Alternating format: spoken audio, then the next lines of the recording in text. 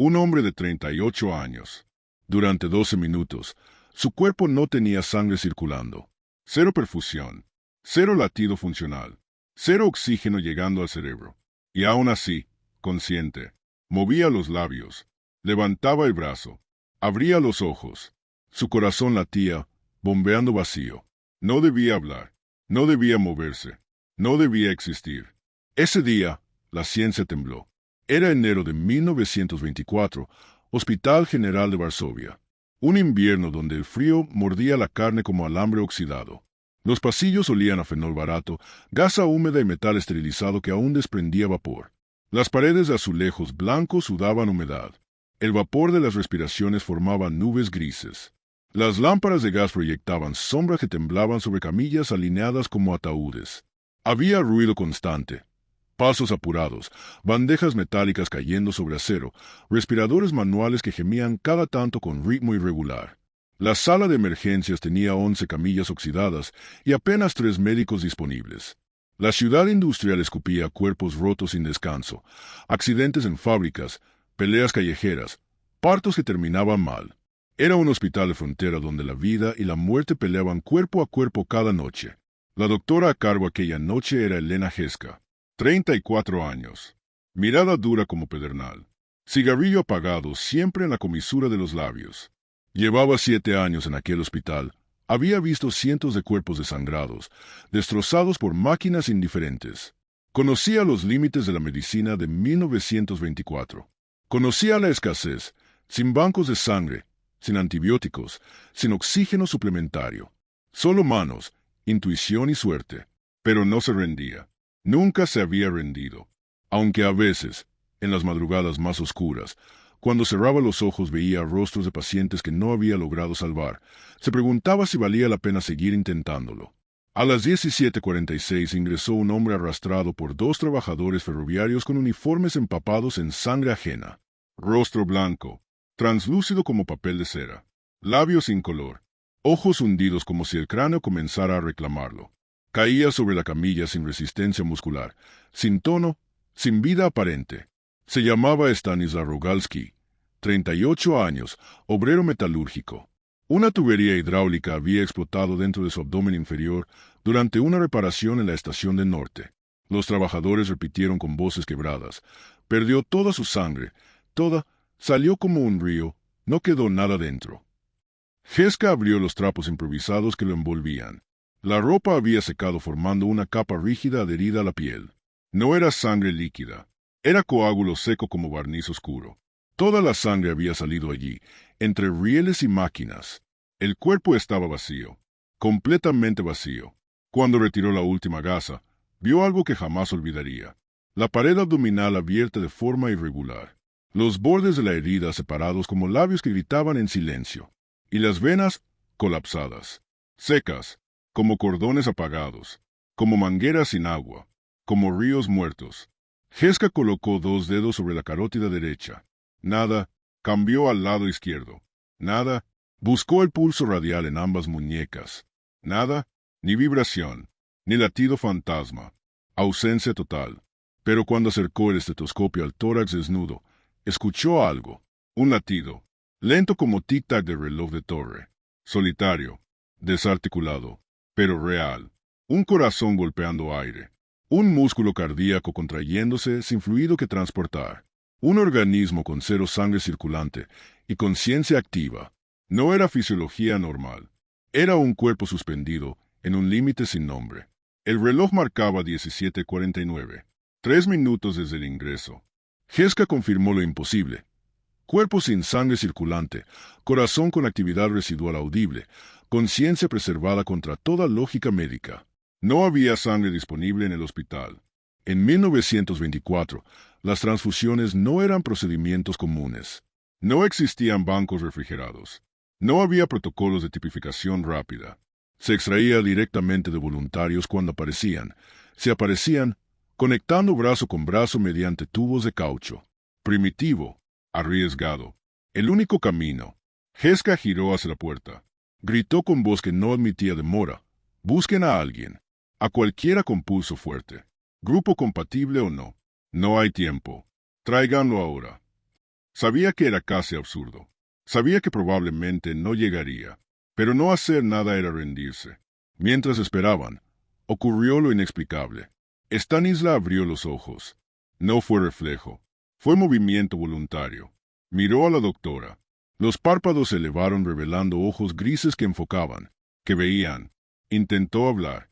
Los labios se movieron produciendo un susurro rasposo. Jeska se inclinó acercando el oído.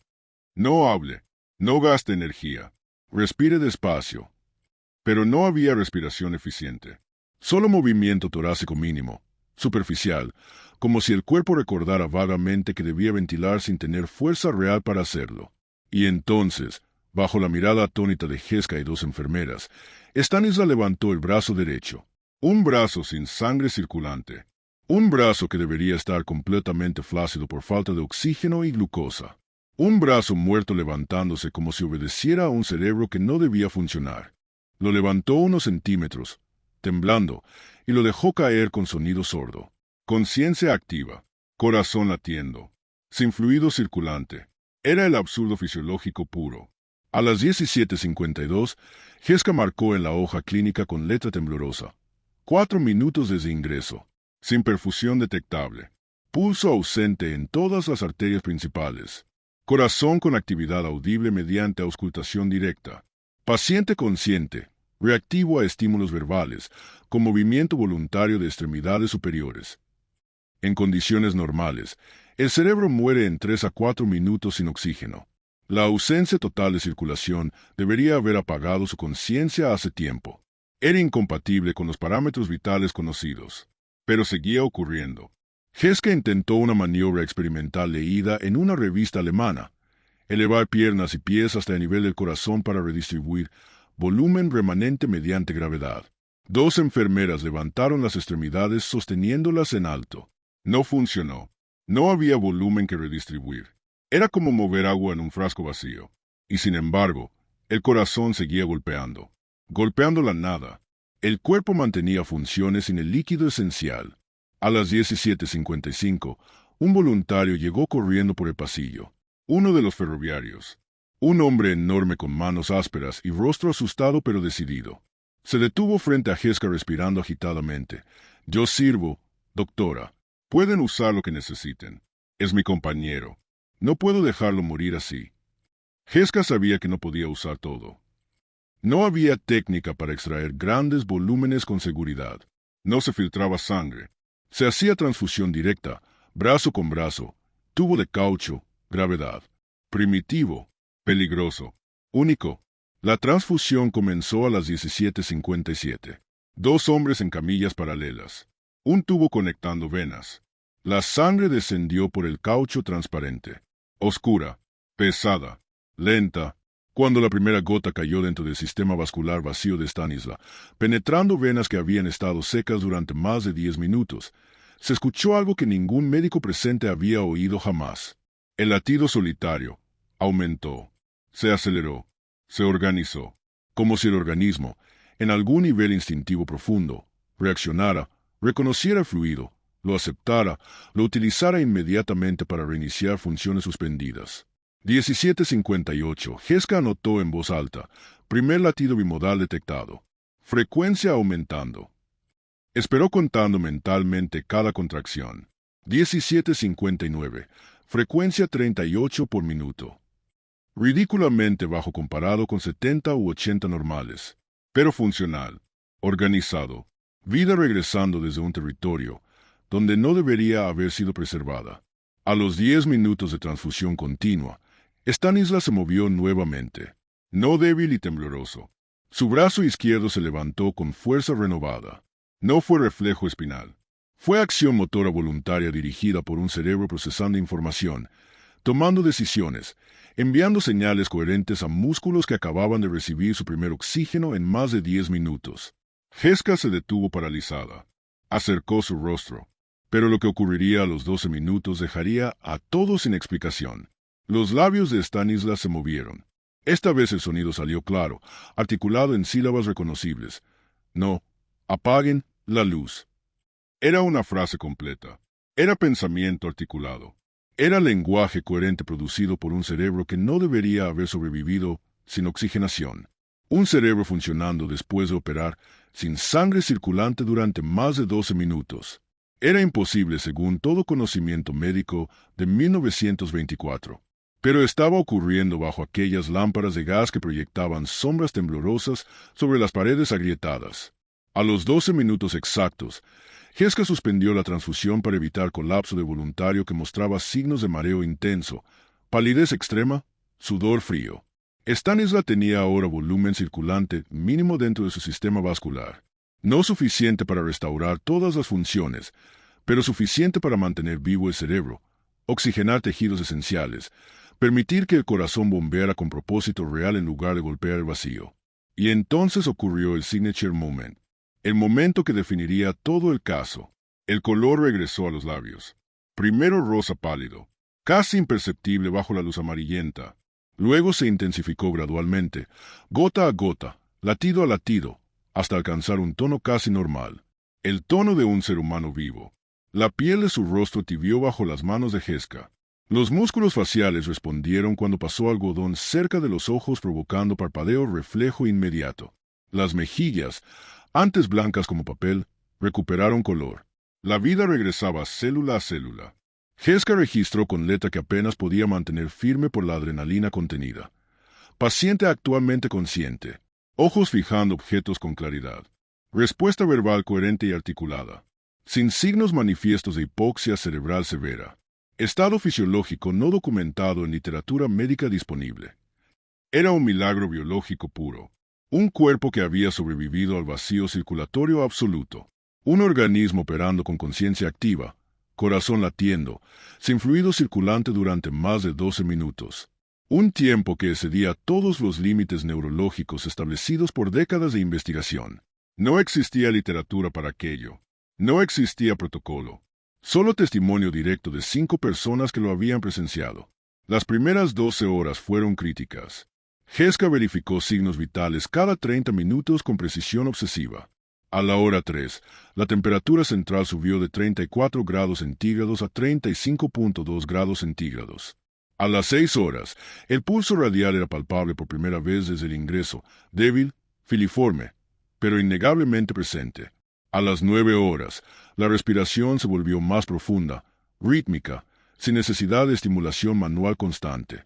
A las 12 horas, el reflejo pupilar era nítido y simétrico, señal inequívoca de función cerebral preservada. A las 18 horas, Stanisla movió los dedos de ambas manos cuando se le pidió que lo hiciera. A las 24 horas, giró la cabeza hacia la voz de Heska sin necesidad de ayuda física. A las 30 horas, tragó agua sin dificultad cuando se le ofreció una cucharada. A las 36 horas, abrió los ojos completamente por primera vez de manera sostenida. No confuso. No desorientado como cabría esperar, cansado, profundamente cansado, pero presente. Aquí. Miró a Heska directamente a los ojos.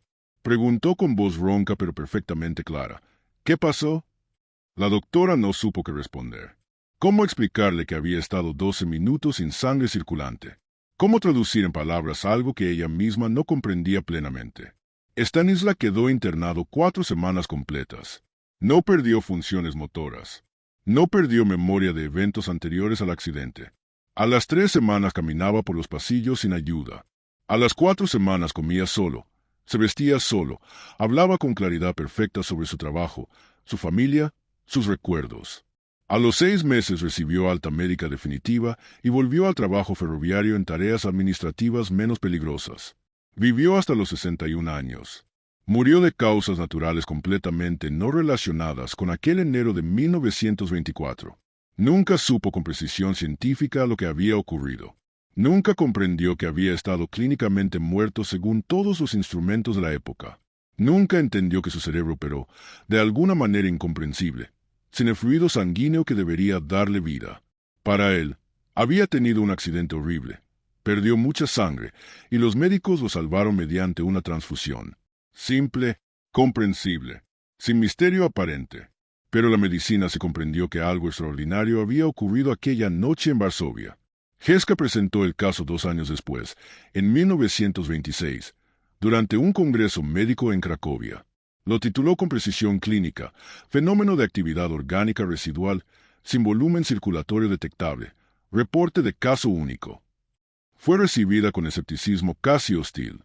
Otros médicos cuestionaron sus mediciones. Sugirieron error instrumental. Insinuaron malinterpretación de signos ambiguos. Algunos simplemente rieron descartando el relato como exageración de una doctora rural sin experiencia suficiente. Fue neutralizada, archivada, olvidada en páginas de revistas médicas que pocos leían. Pero Gesca mantuvo el relato intacto. No modificó una palabra de su registro original. No cedió ante presiones para reinterpretar los datos, porque lo había visto con sus propios ojos, porque lo había tocado con sus propias manos, porque su estetoscopio había escuchado latir un corazón sin sangre, porque aquel hombre le había hablado sin fluido circulante en el cerebro. La ciencia tardó décadas en explicar este fenómeno. Y la ciencia cambia así. Primero se niega lo que no encaja, luego se registra marginalmente. Después, cuando nuevas tecnologías permiten ver lo invisible, se explica finalmente lo que alguna vez pareció imposible.